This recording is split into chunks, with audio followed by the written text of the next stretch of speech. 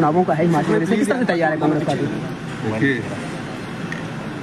Congress party पूरी तरह तैयार है। 15 महीने में कांग्रेस पार्टी ने जनता की सेवा की है। सर माइक थोड़ा पीछे भ्रष्टाचार पर लगाम लगाई है जी। पहले आर्थिक चुनौती थी, फिर आपदा की चुनौती थी, फिर राजनीतिक चुनौती थी। इन तीनों चुनौतियों का हमने सामना किया और हिमाचल की जनता चाहते हैं कि जनता का प्यार हमारी सरकार के साथ बना है। निश्चित तौर पर हमने 15 महीने में जो कार्य किए हैं, चाहे ओल्ड पेंशन स्कीम को लेकर है, चाहे हमारी जो बेटियां हैं जो 18 साल की उम्र पार कर चुकी हैं, उनको आजीवन पेंशन देने की बात है। हर महीने 1500 रुपया देने की बात है। उसके हमने फॉर्म भरवाने शुरू कर दिए हैं और लाहौल स्पीति ज़िले में तो पहले ही शुरू हो चुकी है, उनको सबको मिल चुकी है और पूरे प्रदेश में ये हमने शुरुआत की है और एक साल में 18,000 रुपया देंगे। और जो किसान सम्मान निधि है उसमें 6,000 रुपया मिलता है। हम अपनी बहनों को, बेटियों को 18,000 रुपये देंगे। विधवाएँ 1,15,000 हिमाचल में उनके बच्चे पढ़ते हैं स्कूल में, मेडिकल कॉलेज में 1 लाख मेडिकल कॉलेज की फ़ीस होती है, नर्सिंग की फ़ीस होती है, प्रोफेशनल कोर्सेज़ की फ़ीस होती है, हॉस्टल की फ़ीस है। उनको हमने इस बजट में फ्री एजुकेशन की बात की है। उनका सारा खर्चा सरकार देगी। 70 साल से ऊपर के जो बुज़ुर्ग हैं, उन बुज़ुर्गों की जो हेल्थ से संबंधित जो भी है वो सारा खर्चा सरकार उठाएगी। और पहली बार इतिहास में मनरेगा की दिहाड़ी 60 रुपये बढ़ी है, जो 1 अप्रैल 2024 से लागू होगी है। हिंदुस्तान का हिमाचल प्रदेश पहला राज्य बना जहाँ दूध पर MSP दिया गया, मिनिमम सपोर्ट प्राइस दिया गया।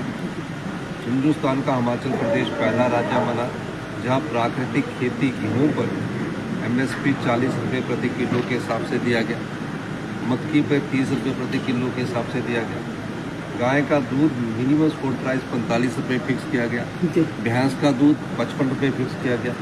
ये सब ग्रामीण अर्थव्यवस्था को ऊपर उठाने के लिए हमारी योजनाएं हैं, क्योंकि 90% हम लोग किसान हैं, गांव में रहने वाले, छोटी मोटी खेती बाड़ी करने वाले हम लोग हैं।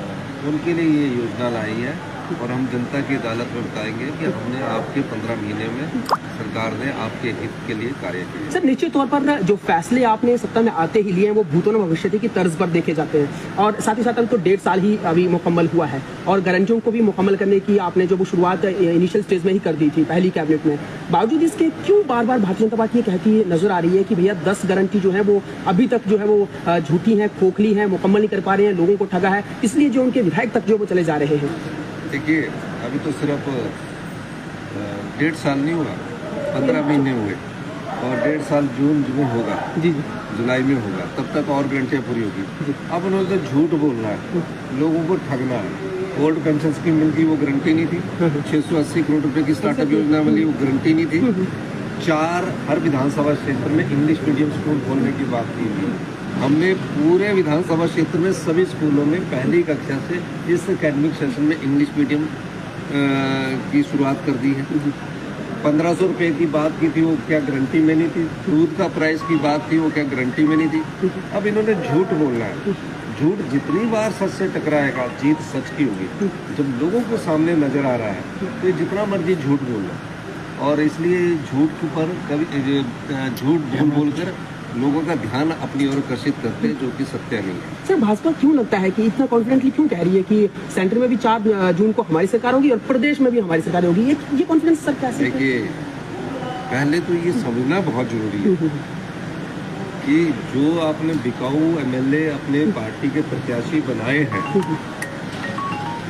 जिसमें इनके यहाँ के एक सरगना भी है जो षड्यंत्र के सूत्रधार हैं, जिन्हें 15 करोड़ से ज़्यादा मिले होंगे, वो मैं इसलिए भी कहना चाहता हूँ कि वो बिकने वाले चले गए हैं।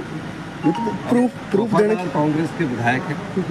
62 की हमारे हाउस की संख्या है, 6 में चुनाव होना है, 3 आज़ाद प्रत्याशियों का फैसला स्पीकर महोदय ने अभी जल्दी कर देंगे और उसके आधार पर जब 6 हमारे प्रत्याशियों का चुनाव होगा तो भी 62 के हाउस में इनके पास कहाँ संख्या है? 4 जून को कैसे सरकार बनाएंगे? सोच रहे हैं कि और धन देंगे, वो अब धन में से खींचने वाले नहीं है। अब हिमाचल की देव संस्कृति में विश्वास करने वाले एमएलए खड़े हमारे साथ हैं, कांग्रेस की विचारधारा में विश्वास करने वाले खड़े हमारे साथ हैं। बिकने वाले एमएलए चले गए हैं, जो बिकाऊ थे ना, जो बिकने के लिए खड़े हुए थे, जिन्होंने बिकने के लिए भारतीय जनता पार्टी के पास पेशकश की, वो बिक चुके हैं और तथ्य है हमारे पास। सर निश्चित तौर पर मैं कह सकता हूँ कि आने वाले समय में जब तथ्य जनता के सामने हम रखेंगे तो बड़े लोगों को ये परेशानी सामने आएगी कि ये क्या हो गया। हमारी सरकार ईमानदारी से, पारदर्शिता के साथ भ्रष्टाचार के विरुद्ध सख्त कदम उठाएगी। सर अभी FIR हुई है ऐसी कब तक तय हो जाएगी? अभी FIR की बात हुई है, एक आपके खिलाफ FIR भेजी गई है कांग्रेस की और वो तो प्रूव होता तब FIR होती है, जुबानी नहीं होता। हमारे पास तो तथ्य है। सर प्रत्याशी घोषित नहीं हुए अभी तक सर? हाँ, प्रत्याशी हमारे फाइनल राउंड की चर्चा हो चुकी है। कांग्रेस पार्टी अच्छे और स्वच्छ छवि वाले प्रत्याशियों को उतारेगी। मैं दावे के साथ कह सकता हूँ कि जल्दी ही हमारे प्रत्याशियों की घोषणा होगी और आपके सामने प्रत्याशी आएंगे, क्योंकि हमारा अंतिम चरण में चुनाव है। तो प्रत्याशी के लिए हम सोच विचार करके सर जयराम जी बोल रहे हैं कि प्रतिभा सिंह ने ही जो है वो जो बागी विधायक हुए हैं उनको उकसाने का काम किया है, और साथ ही साथ विक्रमादित्य को उन्होंने पलटूराम कहा है। ऐसा है, जयराम जी तो पता नहीं क्या बोलते रहते हैं। बोलते 1500 रुपये नहीं दी, और पेंशन स्कीम नहीं दी, गारंटी नहीं दी। अब मैं क्या बोलूँ उनके बारे में? उन्होंने झूठ बोलना है। सर प्रतिभा सिंह जी हमारी प्रदेश अध्यक्ष है और उनके नेतृत्व में हम सब लोग चुनाव लड़ रहे हैं। हमारी सरकार की उपलब्धियों को जनता की अदालत की बात उठा रहे हैं और हम सब लोग मिलकर एक दूसरा का परिचय देकर भारतीय जनता पार्टी ने जो लोकतंत्र की हत्या की है। Bureau report, city channel.